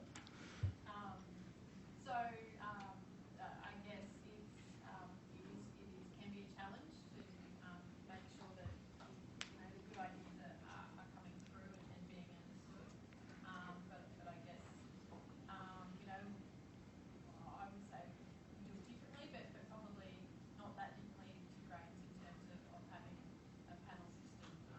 We work with Cotton Australia and their growth panels to drive the sort of direction that are taken, and that's sort of at a strategic level, and then also on an annual procurement basis.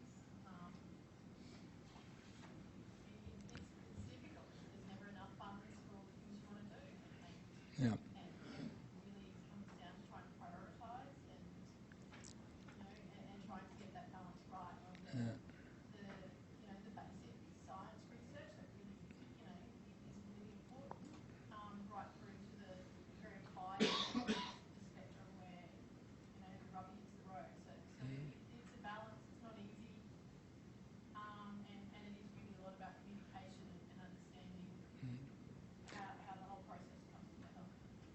But clearly there was a massive investment in terms of understanding basic biology at some stage by your organisation, right? And like, So if I take the insects just as yeah. an example, so for the cotton industry, so obviously the order system failed, and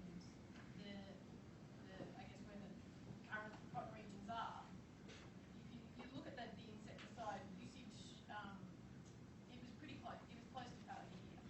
So when an industry sort of, you see the whites of the eyes, it certainly drives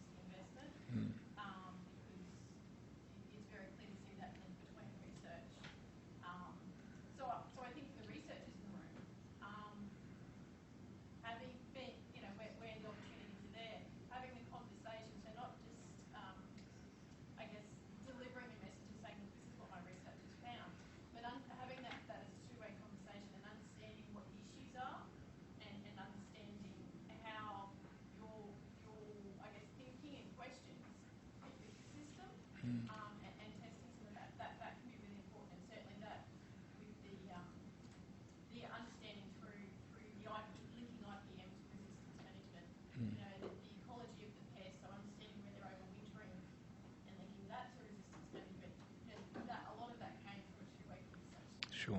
Yeah. Okay. Thank you. Nancy, I think you had a comment. So I think it's really interesting that we're focusing on this issue of communication. And as scientists, we can always get better in communicating our message. But I think there's a group that we're not talking about at all. And in terms of the population of scientists delivering messages, I'm going to stick my neck out here and say that we're relatively small in comparison to who delivers messages every day to growers. And those are their crop advisors. And oftentimes our crop advisors are also selling chemicals. And so when we're here talking about resistance, we're talking about a situation where the horse has bolted. And we have some fancy tools and technologies to be able to try to be preemptive. But there's a whole other dynamic that's existing out on our agricultural landscapes that rarely is a spot where researchers are engaging effectively. And that's through the people who deliver products and messages. And so I think it's fantastic, Steve, what you're doing with an integrated, multi-layered project with AARI. I think this is the exception and not the rule for numerous reasons. And so I guess I'm thinking that scientists communicating their messages is one small part of what we're talking about when we're dealing with resistance. And so I kind of want to pulse back from that and say, is that where, I might be wrong, but is that where our greatest bang for our buck is going to be when we products are labeled. We know about good practice. But what's happening is that that's not often the deal. And so for me, the bigger question is not how can scientists communicate better, but why are we in these situations where we're not, it takes us to some hard lessons to really learn. Okay. So we have some advisors in the room here. So would anyone like to comment on that? Were you partly suggesting there perhaps better policing or regulatory system of the way products are used? I guess I don't have the solution, and I'm not sure whether the carrot or the stick. I actually think there's a big change on the horizon in general globally that's happening. I think that increased transparency about chemical uses is going to be the focus. So I don't think it's going to be the government stick. I think it's going to be transparency and how big retailers are helping consumers to actually select products better. So I think we're going to see a massive change. So I don't have the answer to whether it's the stick or the carrot. I think it's going to be the carrot because the stick hasn't been working for quite a while.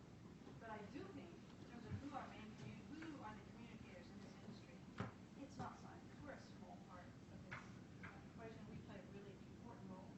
But every single day, there are the West farmers, the elders, our crop agronomists, some of which are independent, some of which are not, that are relaying information to our growers. And that's where I think our biggest gain can also be. So, yep. Andrew Wiederman did a great presentation with crop updates and blog I went over to see Mr. Groundwater about EVs and residue issues and things like that. And I asked him a question at the end. I said, when's the stick going to, is it going to be a carrot or a stick? Because when the next residue issue happens, he said the stick has already been built, sitting there ready to happen the next time there's a residue issue. Right. And he said it's beyond the lines of the pharmaceutical thing where you can't buy whatever the base product is for making pen. It's got to be registered. We've got people. I've asked Steve this. He's probably tired of me asking this about the integrity of a label. Again, this is a service in WA. A person's got a subscription service, no names mentioned. That on it says you'll have to check the label to find out if this is okay, and it's got the little happy face with the winking symbol on it, going, ha ha ha. I already know the label is what it says. He should be a knock on the door and a little chat with lawyers from the APVM, not from the ASN. It's not our problem. But they said 10 years ago people laughed with him. Now they're laughing at him. But he's still getting the message out there.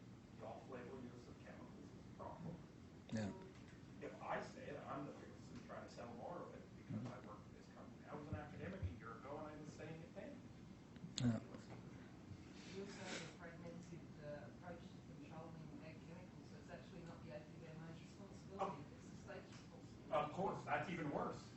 don't, out west, we don't have to keep a spray diary. I was at Charles Sturt University before that. You have to do that.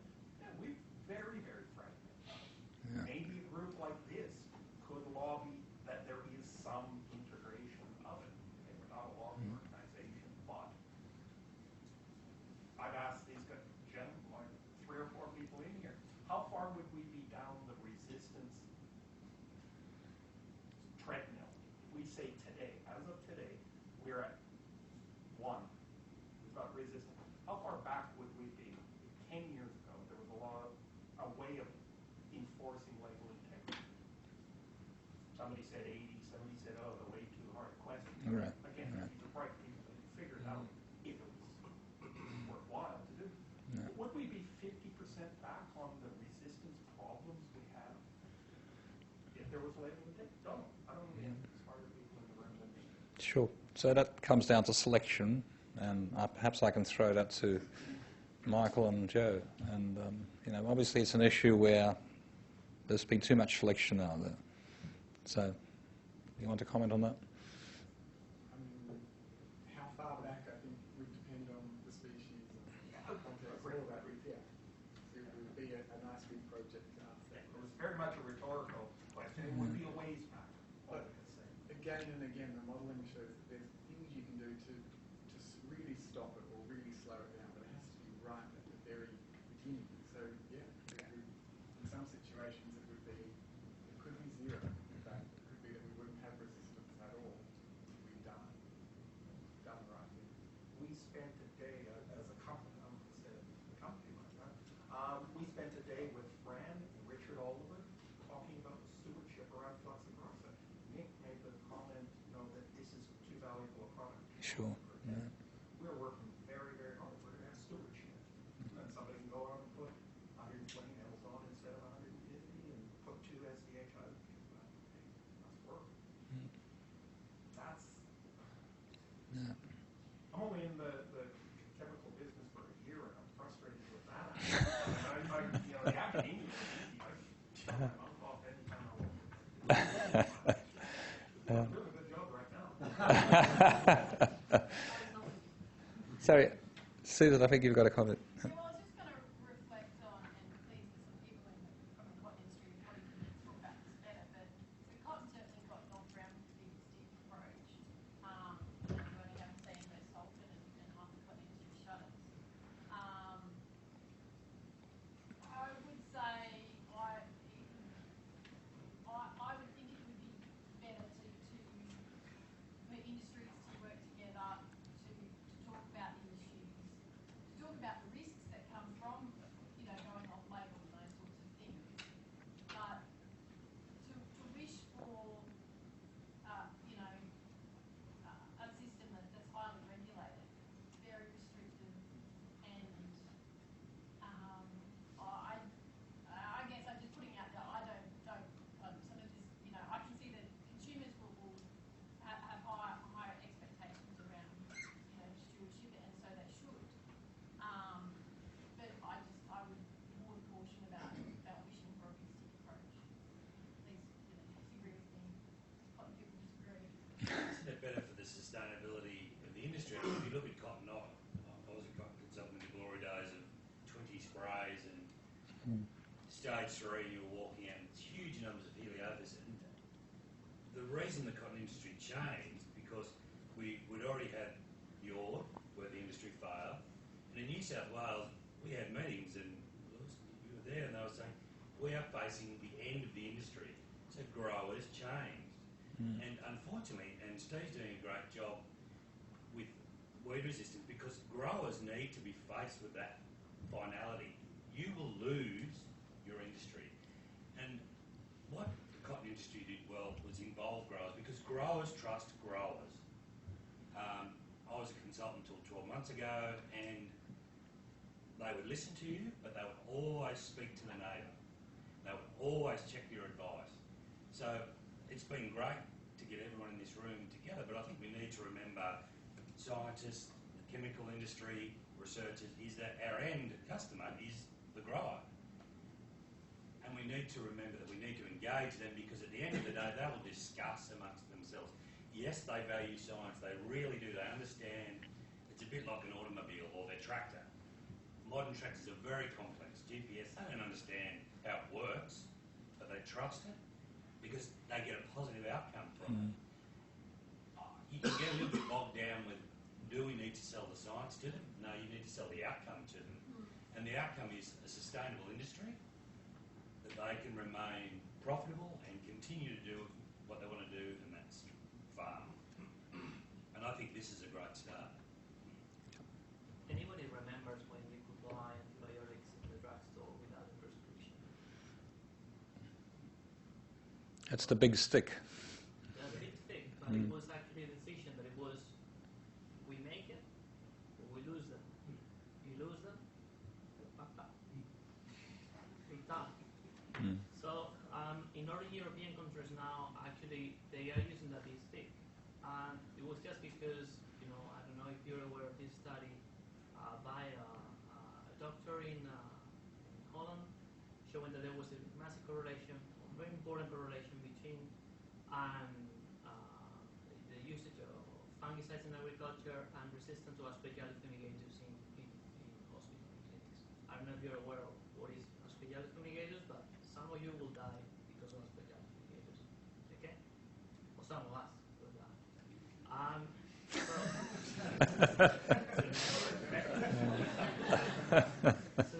don't know. Very sobering. You know, it's human nature. You know, you have to see the threat to actually react, and that's our problem. We are just reacting to a problem. We are not driving the problem. So we here as a community, we have to make a decision. Do we want to stand up and drive the problem? Do we want to keep reacting until we lose all those compounds, or you know, the problem is so big that we have to, I don't know, go to somewhere else and do something different than farming, because there will not be more farming. Richard Hofstedt from BSF again. I think, you know, communication is a, you know, it's an art, and some people do it really well. I mean, Steve's got an absolutely wonderful tact, and Nick, I've always enjoyed the talks that I've been to. I think it's about trying to, okay, when a big problem comes, it's a big issue. And so then a lot of money gets thrown at it. Suddenly the communication dies off. And because we don't have an answer to the problem. It becomes a problem. So farmers develop other techniques. The Harrington seed destructor is actually a farm-based, you know, reaction to the problem. It came in for a while to solve that issue because it became a major issue for them. We lost our communication. We sort of died down about that. We then, when we've got a solution, we suddenly come and we bring out our big communication guns again, and we go, yeah, we've got the answer for you now. We're communicating again. I think Ari, in the last, probably since I've been sort of watching the tweets and the extra communications through Smart, you know, Weed Smart and that sort of thing, we're actually seeing a sustained low level of communication that's maintaining a sense of awareness, not a sense of risk and a sense of impending death. It's actually maintaining a sense of communication that's connected to that issue for an extended period of time over the length of the research, from identification of the problem to a solution in the problem. And I think, you know, some of the success of the RE group may be about that sustained communication, maintaining the level of awareness without creating a level of stress and drama and reaction. Thank you, Richard. That's RE, not Professor Hoffman. I think one of the challenges we have in the invertebrate area, though, is that we are not set up like ARI. You know, we don't have a single centre that's well funded where we can say, hey, we're going to spend 30% of our funds on communication. We'd love to do that, but we can't do that. And it might be that ARI, the biology of ARI and the biology of weeds being over a year, or you know, that sort of thing, changes the way you need to communicate. Sure. And everything will yeah, adjust. sure. Yeah. Fungicides cycle more higher. We know that our fungicides actually work as preventatives, so we actually need to solve an issue before it actually occurs in the field to actually get our maximum protection or whatever our product. So, Fran and the CCDMA actually looking at those pre-diagnostics, and the ability of that, you know, as a chemical company, we could see that as the death of, it's actually not a death of the fungicide sure. or the interconnectedness of us with CCDMA or the problem. It's actually encourages potentially more use, more strategic use, and better usage of the arsenal and the facilities that we've actually got available. So it actually improves interconnectedness between this whole room. Yeah, but the problem, the problem that we face, for instance, with red-legged earth mite is that we have done the science, some very good science, to actually say, well, this is the problem, this is what's going to happen in the future. We've developed an excellent insecticide resistance management strategy, which Paul Yamine was responsible for, but what do we do next? Where do we go from here? And it's really quite challenging because we don't have the communication vehicle that you have to actually then get it out. Anyway. Yeah. Okay, any more comments? Any last-minute comments? Yep. Just as independent agronomist, just following on from Nancy's comments and that brief discussion that followed on there, I've been involved in grains and cotton for 35 years and seen a lot of resistance issues. I started in pyrethroid resistance and seen a couple of resistance ever since. On the regulation side of things, that discussion, I think is probably well beyond this room in the sense that as researchers, that's really not your field, or it shouldn't be your field. The label or off-label use is a can of worms being a practitioner in the field. It's near impossible to say on label when most of the labels are that old and antiquated, they don't actually fit our current farming systems. So it's a real issue, much bigger issue than what we're discussing here about low rates and things. It's more an issue that most of our rates now are inadequate, especially with herbicides. But then going on to what researchers can do to really support industry, people in the field, the cotton entomologists that are in here today, I can only compliment them on what they've worked with, through the cotton days, and the great model that cotton has is really theirs. Those guys just provided the industry with excellent data. That data was then, by them, taken to the field and, with area-wide IBM groups and things like that, actually shown to work. And then we could actually sit there with farmers and develop the systems further. And, I think at the end of the day, researchers are yourselves. All you really need to do is provide really good data and then support that data to people that want to make it work, and the rest of the industry will follow. And especially if you can get those grower champions or whatever to start promoting it and let the extension network then take over. You never let go of the extension network just to promoting what you're doing, because everything's evolving, it's going to change every year. It's never going to be a final answer. Okay, great. Okay, one final comment and we'll have to wrap this up. Yeah. I think one of the things that it's a real impassioned please, but don't forget that I absolutely agree it's about getting good data, the good science together.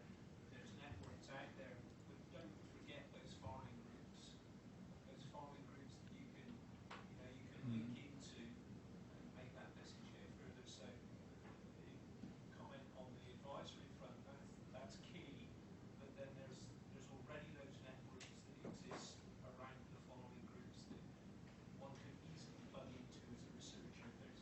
There's always open arms to what are you doing, what does it mean for me? Okay, great. It's a great comment. Thanks for that.